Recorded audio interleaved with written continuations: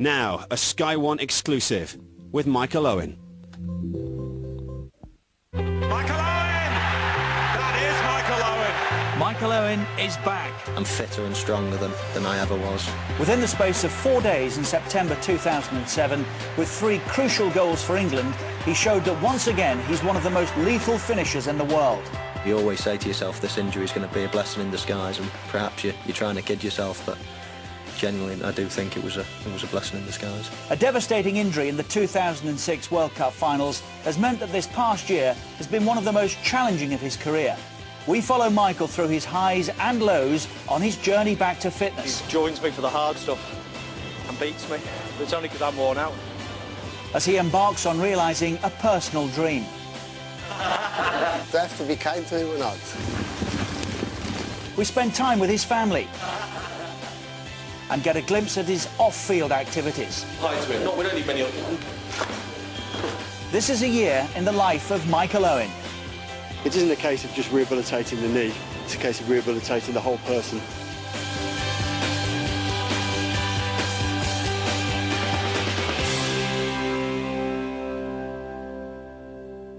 He was going to be a footballer. He was never any doubt in his mind. And really, I mean, he's very, very positive about it. There was no question he was going to be a professional footballer right from an early age. I'm told by my dad that even when I was sort of 1, 2, I was always walking around with the ball under my arm and trying to play with the neighbours and kick the ball everywhere, so it's no doubt in my blood. I encouraged him, and I treated him sort of things like we'll give you a steak because we want to build you up when you're a footballer and that type of thing. And it wasn't like preferential treatment or something. Michael was having a steak on Friday morning or something like that, and all the rest were having egg and chips. Everybody, all the lads in the family and the girls, they realised that Michael had real potential. Everything that I did was with being a professional footballer in mind. You know, whatever my dad did, he's taking me here, or he's doing this, or I'm doing that because I'm going to be a professional footballer. It was the only one thing that I ever wanted to do. I was in no rush to let him sign schoolboy forms, because I'm not really keen. Being an ex-professional myself, I'd like the lad to actually look around and see various clubs and see what actually, you know, what he felt was the best place for him. But the first club he went to was Liverpool. He was taken by the professionalism, the way they treated him as an adult, and well, he didn't quite get it, the rest of them.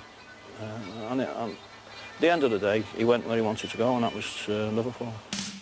After signing in December 1996, he went on to make his first team debut just 5 months later against Wimbledon on May the 6th, 1997.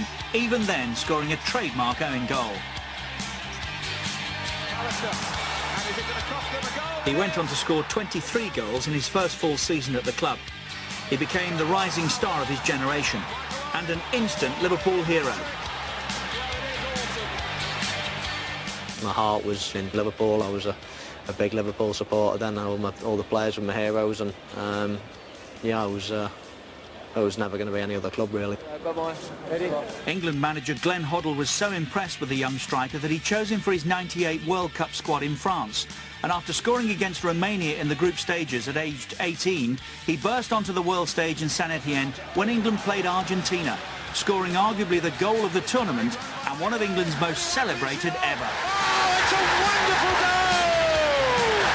What At the Millennium Stadium in Cardiff in 2001, he cemented his place as an Anfield legend when he scored 2 spectacular late goals to lead them to an astonishing FA Cup final win. And his star rose further that year when he became the first British player in over 20 years to win the coveted European Footballer of the Year trophy. He left Liverpool in August 2004, but after a brief spell in Spain returned in a shock move when Newcastle United smashed their record in August 2005, paying £16 million to sign him from Real Madrid. I thought I was lacking a little bit in Spain.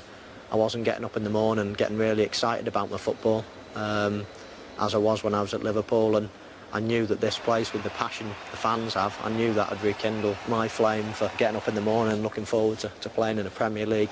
With 7 goals from 10 starts in his first season, Michael's Newcastle career was interrupted when he fractured his 5th metatarsal playing against Tottenham in December 2005. After 2 operations and a 5-month rehabilitation, Michael was declared fit by his doctors and was called up to the England World Cup squad in Germany. After 2 group games, he prepared to face Sweden in Cologne in England's final group game. Just went into the Sweden game with, you know, hope and expectation that this was going to be the game, that the lads played well, we won the game. Hopefully I got on the score sheet, and, you know, even though we'd already qualified for the next round, this is where the sort of, you know, the feel-good factor and the World Cup was going to begin for me.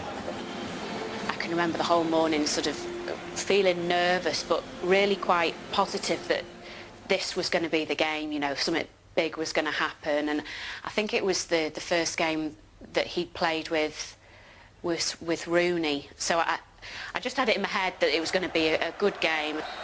I can't remember much about it because nothing really happened. I got a ball played to me by Ashley Cole, and the defender was running towards me, and I slipped the ball inside him for Ashley to run onto.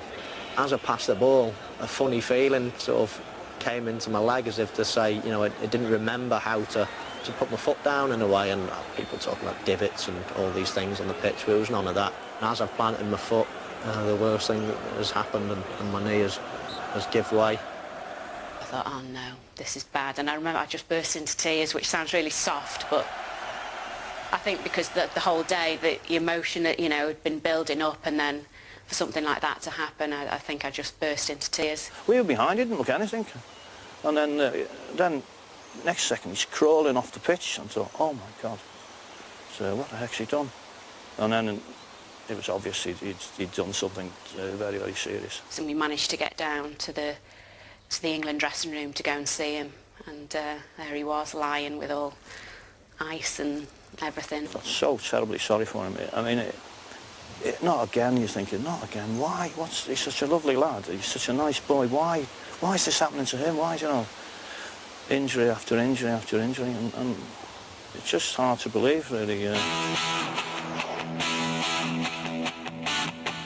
In July 2006, Michael travelled to Vail, Colorado to consult with renowned surgeon Dr. Richard Steadman, one of the world's leading knee specialists. Well, I knew it was a serious injury, and I think we'd actually seen videos of the injury. So we knew it was serious, and when he arrived, he had an MRI that had been taken actually in Germany, and the MRI was of marginal quality, and not that all German MRIs are, but in this case it was, and so it was very difficult to see the parts of the joint. So we had a very famous MRI specialist look at the MRI. We've got the MRI of Michael Owens right after his injury of his right knee, and you can see that we're going sideways look through the knee, stepping through it, and you see there's a complete tear of the anterior cruciate ligament here, where normally it would be a straight band going through the notch of the knee. And he had 2 problems, not just the torn cruciate ligament or cross ligament, but he also had a torn meniscus cartilage, which is a spacer between the bones in the joint. And it was not only torn, but it was flipped into the wrong place in the joint. So basically the first operation was to put this meniscus from this area back into its normal position, and then put stitches through this meniscus cartilage to hold it in place. And we prepare the bed for the meniscus to heal into. Then when he came back with the meniscus healed, we did a second operation which replaced this cross ligament in the joint, and keeps the lower bone from coming forward in relationship to the upper bone. So we replaced this ligament, and then the rehabilitation started after that.